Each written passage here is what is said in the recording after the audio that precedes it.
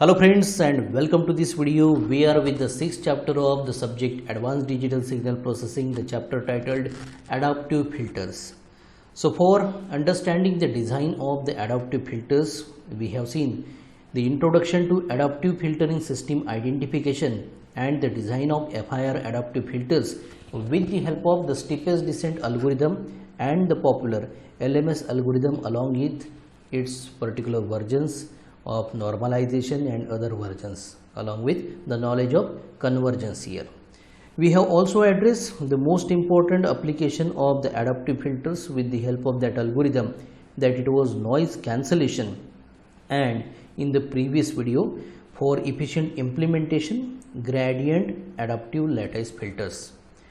So now as we have a brief limitation with respect to the use of the gradient adaptive lattice filter that has used the forward and the backward type of the prediction errors for minimization purpose, there it is again a scope of improvement so that the applicability of the designed adaptive filter will be for more and more applications, and that is why we are going to address the topic that it is titled joint process estimator. So in the previous video we have addressed the gradient adaptive lattice. So this has been implemented, or it is suggested to be implemented for the efficiency or the reduction into the computational complexity, you can say here. And for this particular purpose we focus the linear prediction either into the forward direction or the backward direction here. So therefore the equivalent adaptive all pole signal modeling is addressed by this particular video that we have covered in the previous. So since this particular suggested implementation is minimizing the mean square forward and backward prediction errors, the gradient adaptive lattice that we have abbreviated as capital GAL is not directly applicable to the variety of the adaptive filtering applications as like the system identification, channel equalization or echo cancellation here. So therefore we are going to reconsider the topic of joint process estimator that can be utilized for the estimation of the arbitrary process denoted by D of n here. So let us visualize one illustration where the joint process estimator can be made adaptive with the help of the structure shown into the block schematic here. This is basically the adaptive formulation of the lattice structure that has been introduced into the previous video, and this is the estimator for the estimation of a process denoting D of n, the desired signal from the practical signal available x of n. So as we see this particular diagram, we find there are two stages. The first stage is adaptive lattice predictor as we have covered in the previous video, whereas the second stage is producing the estimate of the desired signal D of n by taking a linear combination of the backward prediction error that we have denoted by e suffix j of n, and to the power of e we have represented minus sign, negation sign here. So therefore we have adaptive lattice preprocessor working in conjunction with an adaptive tapped delay line here. Now in order to analyze this particular adaptive joint process estimator, let us start with one assumption, that the reflection coefficient that in the previous video we have denoted by capital gamma suffix k of n in general, and the tapped delay line coefficients here we denoted by b suffix n of k are the constants here. So here we have the error signal generalized representation. So E of n is the error signal, which is a subtraction D of n minus the estimate of D of n equal to, we have it D of n minus b to the power capital T to represent the corresponding transpose in multiplication to e to the power minus, and it is a function of small n here. So in this representation there should be the equal to sign after d cap of n, and on the RHS it should be d of n minus the last term that you see here. So in this representation, small b is a vector here for which the transpose is suggested. So this is basically a set of elements b of 0, b of 1, b of 2 and so on up to b of p minus 1 here. Whereas for the backward prediction error we have the notation e of n, and there it is negative sign over the head of e. It is a transpose of the elements collected in a matrix form. Here it is e suffix 0 of n negative, e suffix 1 of n negative, e suffix 2 of n negative and so on up to e suffix p minus 1 of n, and there it is negative sign over the head of e. So here we can find the coefficients that we have been denoting by b of k that minimize the mean square error, that is denoted by zeta of n, which is expected value of mod square of the error signal small e of n.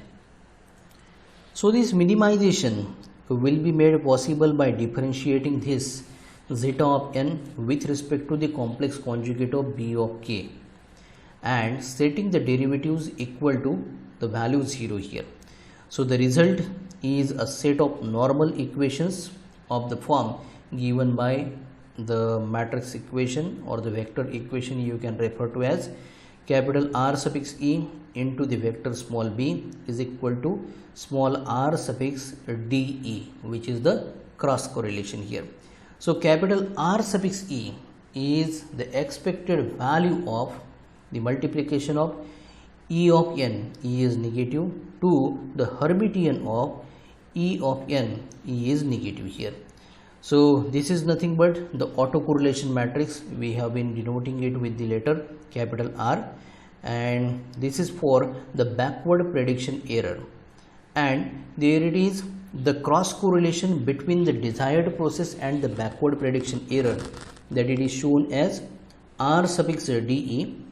It is equal to the expected value of d of n multiplied to the Hermitian of e to the power minus 1, not minus 1, only the minus sign of small n here.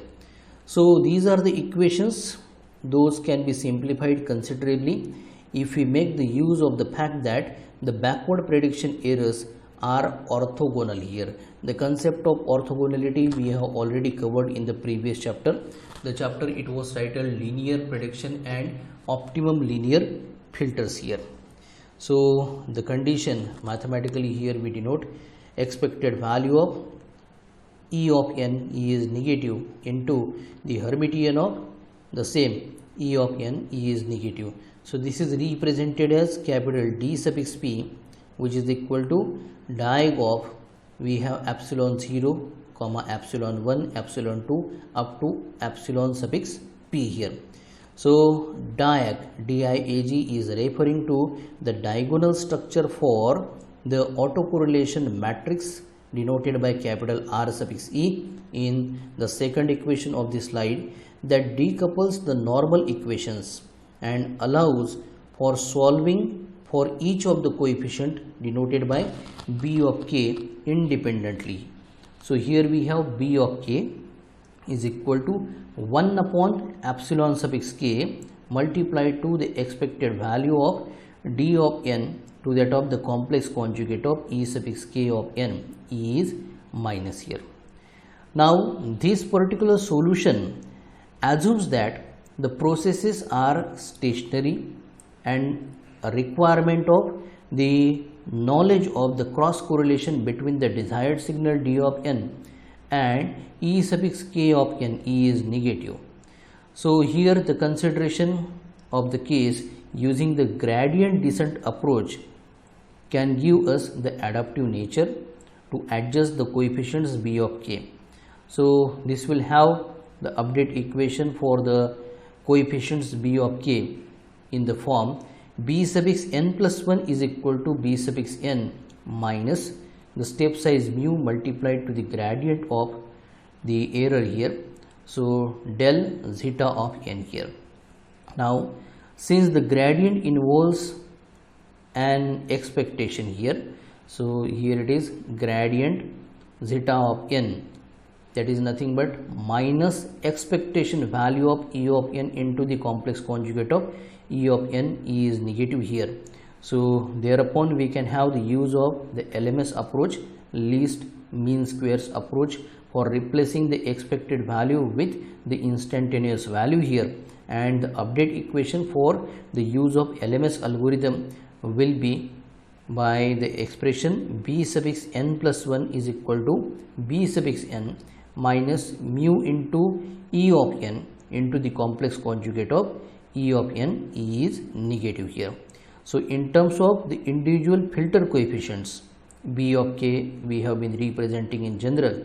The update equation using the LMS approach will be b sub x n plus 1 of k, it is equal to b sub x n of k added by mu into the error signal e of n into the complex conjugate of e sub x k of n, and e is negative here. So as the topic is joint process estimator, it can be simply noted that there are two sets of parameter. Those are being updated into a parallel form here or a simultaneous form. The two parameters are the reflection coefficients, those we have represented by gamma sub x j of n, and these are attempting to be orthogonal to the input process x of n, and the second parameters are the coefficients denoted b sub x n of k. These are utilized for forming the estimate of the desired signal d of n. So this was a discussion on to the topic joint process estimator. To have more applicability of the designed adaptive filter for the variety of the applications of the signal processing domain here. By the next lecture we continue into the same chapter, adaptive filters, to address the another important application for such type of the implementation of the adaptive filter, and the application is channel equalization. Thank you.